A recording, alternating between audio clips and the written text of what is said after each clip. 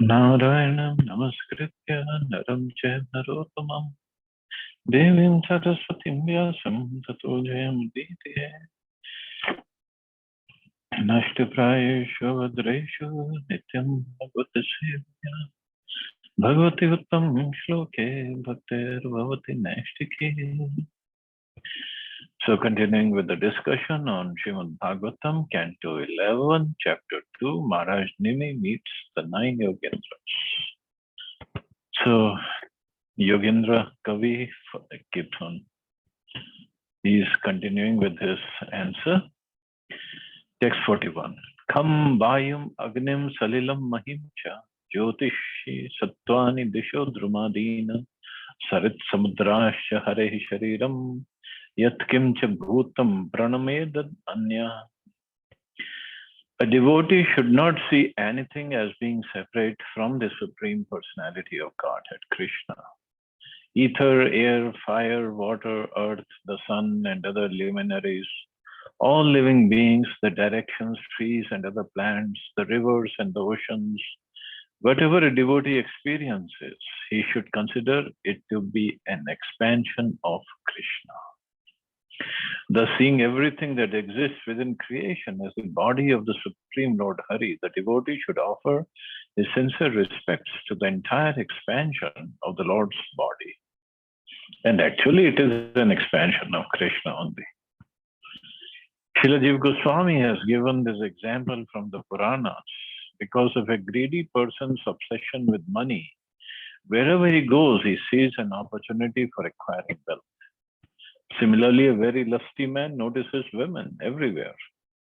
In the same way, a pure devotee should see the transcendental form of the Lord within everything, since everything is an expansion of the Lord.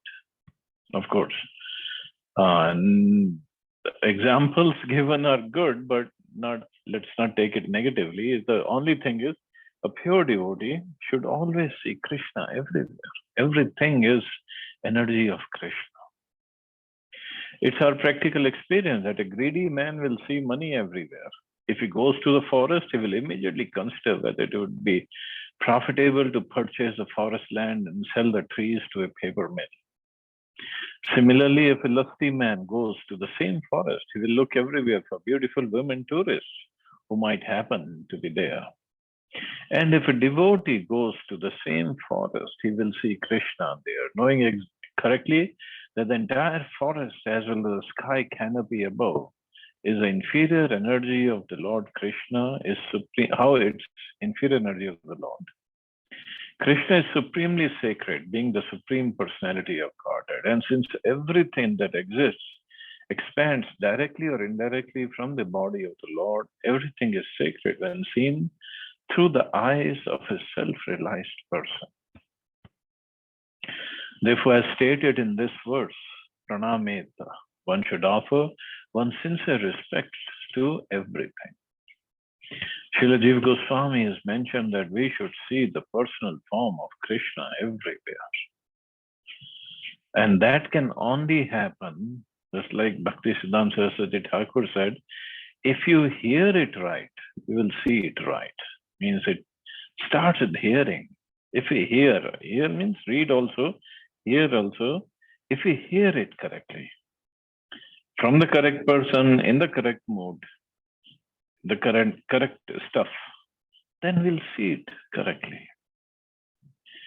Just like once Srila Prabhupada during his morning walks, he always gave wonderful examples to his devotees how to see things properly. So once he was in his morning walk, and it was cold weather. I don't know where he was, in America or in Europe. And there was a little lake, not lake, it was a small body of water in the garden that they were walking. So Prabhupada looked at that body of water and he asked his devotees, what do you see? They said, oh, well, we see like a sheet of ice on that water. Prabhupada said, you have to see beyond it. So devotees didn't understand. Prabhupada said, see, it's cold weather. So the sheet of ice is formed on top of the water, on the surface of the water. Underneath the water is warm and it's not frozen. So that fish can live in that water, which is not frozen. They cannot live in ice, they will die. So this is Krishna's arrangement. Because of cold weather, the sheet of ice will be formed on the surface, but underneath the fish can live easily, no problem at all. See, only he could see things like that and relate it to Krishna. Further, commentary says, this verse does not approve of the impersonal atheistic philosophy that everything is God. In this regard, Srila Madhvacharya has quoted from the Harivancha. Because everything is under the control of the Supreme Lord Hari, everything is considered to be his body. He is the original source and master of everything, and therefore nothing should be seen as different from him. Nonetheless, one should not foolishly conclude that there is absolutely no difference between the material universe and Lord Vishnu, who is full of his own unique spiritual qualities. So everything is expansion of the Lord or energy of the Lord, but everything is not God himself. It's controlled by Krishna, but everything is not Krishna. The example is often given of the sun and the sun's rays. The sunshine is nothing but an expansion of the sun globe. And therefore, there is no qualitative difference between the sun and its rays.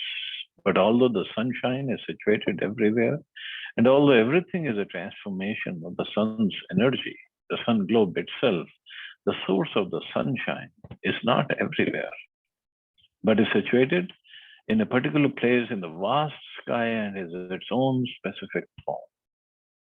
So, sun rays depend on the sunshine. Without sun, there is no question of sun rays. But when the sunshine or sun rays come in our room or in the house, we cannot say sun has come. Because if the sun comes, there won't be anything else left. So sun is there in its place. Sunshine is everywhere. If we penetrate further into the sun glow, we find sun god, Vivasva. Although pseudo-intellectuals of the modern age who are incapable of even counting the hair on their own heads will consider the sun god a mythological figure. It is actually the foolish mythology of the modern men to think that such a sophisticated apparatus as the sun, which provides heat and light for the entire universe, can function without intelligent administration. So modern scientists, they cannot understand if there is a sun god or person who's controlling everything on sun planet. Because their thought will be, oh, everything will be burnt. If you're there on sun planet, you will be burnt. Yes, if we are going in this body that we see of. But what if the fire element is more prominent in the body of those who are on the sun planet? Fire cannot burn fire. So they have a different body according to the atmosphere of that planet. Similarly, other planets, it also has life, just has different kinds of bodies. It's all made of earth, water, fire, air, ether. And subtle body is made of mind, intelligence, false ego. But the permutation, combination of the gross elements will be different. Transformation of solar energy makes life possible on Earth. And thus, the Earth can be understood to consist of an endless variety of secondary manifestations of all-pervading solar energy. So, but that same solar energy coming from sun cannot come just on its own. Some controller has to be there. So within the sun planet is a personality Vivaswan, the chief administrator of the solar functions. The sun globe itself is localized and the sun's rays expand everywhere. Similarly, Shri Krishna, Shyam Sundar, is the original personality of God at Bhagwan Swayam. He expands himself as a localized super soul, Paramatma, in everyone's heart. And finally, he expands his potency by his personal body glow, the all-pervading spiritual effulgence called the Brahm Jyoti. The entire material manifestation floats within the rays of this Brahm Jyoti, just as all life on earth is a transformation of the all-pervading rays of the sun. The entire cosmic manifestation is a transformation of the spiritual rays of the Brahm Jyoti. As stated in Brahm Samhita, Yasya Prabha Prabhavato Jagadanda Koti. So the entire material manifestation floats within the rays of the Brahm Jyoti. And from Brahm Jyoti comes the energy for the sun also, actually. As stated in Brahm Samhita, I worship Govinda, the primeval Lord, who is endowed with great power. The glowing effulgence of his great transcendental form is the impersonal Brahman, which is absolute, complete, and unlimited, and which displays the varieties of countless planets with their different opulences and millions of universes. Therefore, the Brahm Jyoti is a spiritual sky that emanates directly from the body of the Lord. A spiritual light that emanates. And this universe is a transformation of that spiritual energy. And therefore, everything that exists in one sense connected directly with the personal body of the Supreme Personality of God. So nothing can happen, nothing can exist, nothing can be maintained without Krishna's energies. And that energy comes from Krishna. It is emphasized here that we should offer respect to everything that exists, recognizing it to be the energy of the Lord. The example may be given that if a man is important, his property is also important. The president of a country is the most important person in the country, and therefore everyone must respect his property. Similarly, everything that exists is an expansion of the Supreme Personality of Godhead and should be respected accordingly. If we fail to see everything that exists as the energy of the Lord, we risk the danger of drifting into the Mayavad philosophy, which according to Chaitanya Mahaprabhu is the most deadly poison for one trying to advance in actual spiritual life. Mayavadi bhashya sunale hoy sarvanash. If we try to understand Krishna alone, without the expansion of his potency, we shall not understand such statements in Bhagavad Gita as Vasudeva Sarvam and Aham Sarvasya Prabha. So basically, everything is energy of the Lord, and we should see it that way.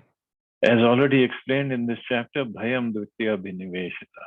Fear or illusion arises from thinking that there is something not dependent upon the Supreme Personality of Godhead.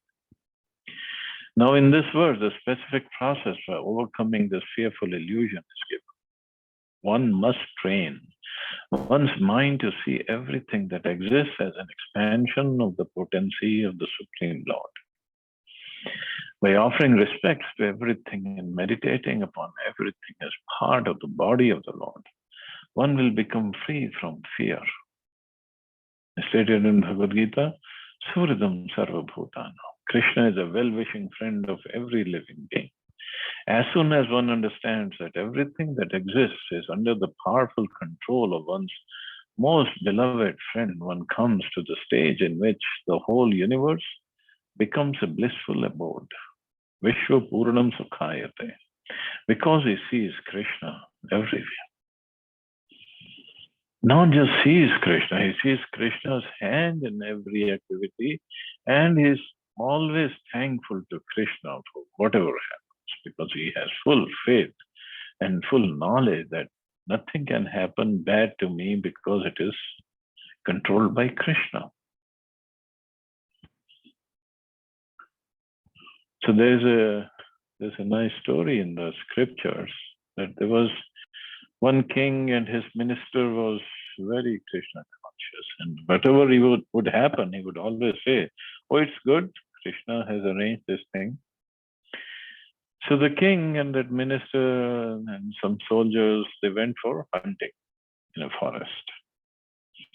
So while hunting, somehow the tiger attacked the king, and while fighting with the tiger, king's finger was somehow cut off. And the soldiers brought them back, and the king was hurt, and doctor came and did the bandage.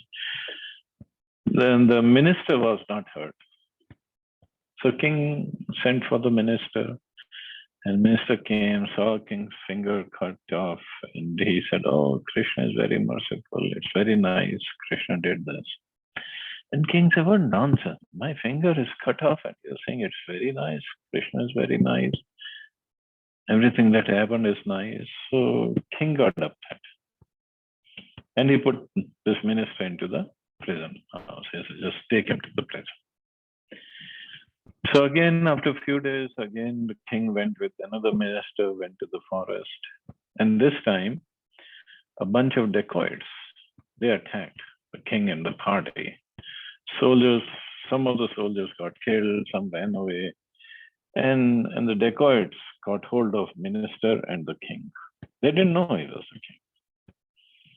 So they brought him, and they were going to sacrifice. They were going to offer human sacrifice to Kali. So they did all the puja, bathed the king and the minister. First they bathed the king, and they wanted to offer king, but then they saw this finger was not there, and they said, "We cannot offer him to goddess, because we cannot offer something that is not complete." Then they took the minister, and minister was full, and they offered him to Kali. And they said that they beat up the king and let him go.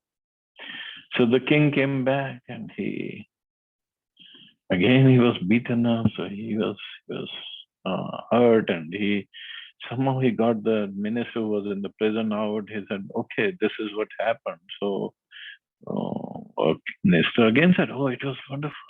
Krishna is very wonderful. Everything is good." So king said, "How can you explain?" So minister said, "Well, see, Krishna cut off your finger in the first time. So now your life is saved. Otherwise, you would have been sacrificed." But the king said, "Then how come you were in the prison? How come that was good?" The minister said, "Well, if I was not in the prison, I would have been with you. They would have let you go, but they would have sacrificed me. So I am also saved." So this is how we have to train our mind. Of course, when something unfavorable or something that we did not expect, the negative thing that happens, so-called negative thing, the mind goes crazy. Mind just gets bewildered. Why this thing happened to me, and what did I do wrong, and this and that. But ultimately, whatever is happening is sanctioned by Krishna, and he's not going to sanction anything that is bad for us. Even if he is removing the reactions, negative reactions of all the sinful activities that we have committed, it cannot be bad. He just doesn't do anything bad for anybody. Forget about his own devotee. Even though we are neophytes, struggling in the beginning stages, still, he will not let anything bad happen. So that faith has to be there, and that vision has to be developed. If Krishna's personality were not the source of everything, and if everything were not connected to Krishna, one might be proper in concluding that Krishna's personality is a material manifestation of some impersonal truth. But it's not so. As stated in Vedanta Sutra, the absolute truth is that from which everything emanates. Similarly, Krishna says, "Aham sarvasya prabhava." I am the source of everything. Everything means everything. If we see anything totally disconnected from the personal body of Krishna, we may doubt whether Krishna's personality is actually the absolute source described in Vedanta Sutra. As soon as one feels this way, it becomes fearful and should be understood to be under the control of Lord's illusory energy. Srila Bhaktivedanta Saraswati Thakur has warned us that if we do not see everything as a manifestation of the Supreme Personality of Godhead, we shall become victims of Falgu Vairagya or immature renunciation. Whatever we see as disconnected from Krishna will have in our mind no relationship to Krishna's service. But if we see everything as connected to Krishna, we shall use everything for Krishna's satisfaction.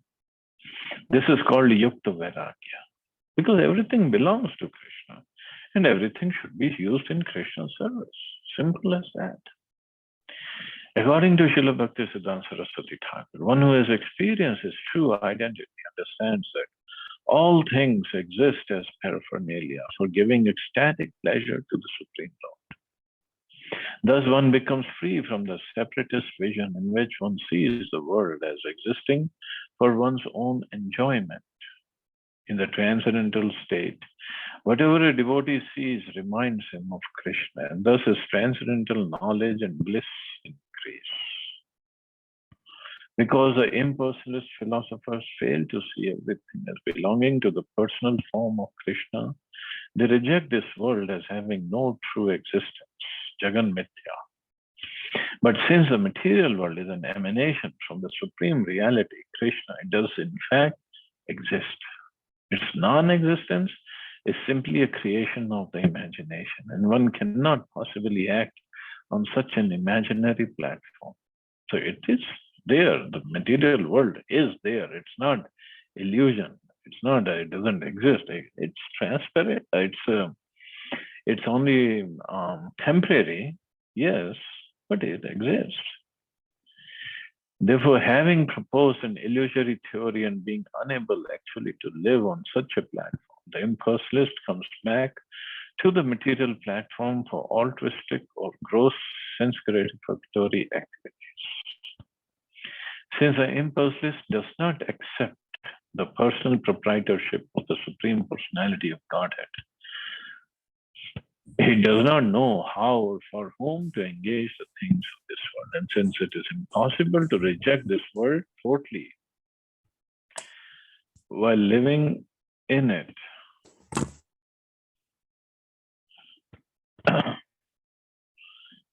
he runs the risk of again becoming entangled in material fruitive activities. Therefore, as stated in Bhagavad Gita, Klesho Diktarastesha, the impersonal path of imaginary philosophy is very painful to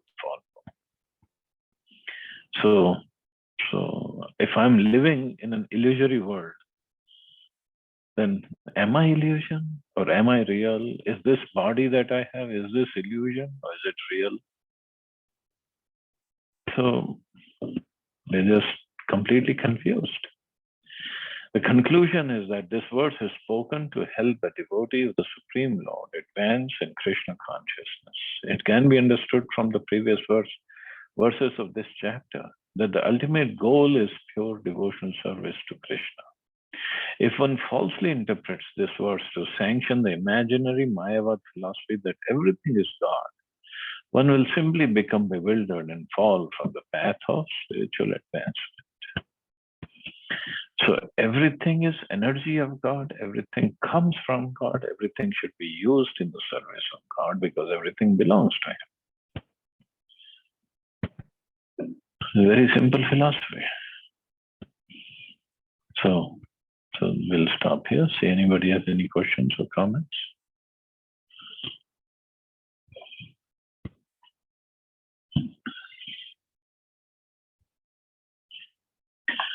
Some of the commentary is a little too long on these verses, so it's taking time. One verse a day, it looks like. Anyway, we just enjoy Bhagavatam. Okay, so we'll stop here. You all have a safe and wonderful day. Hare Krishna. Thank you, Prabhu. Hare Krishna.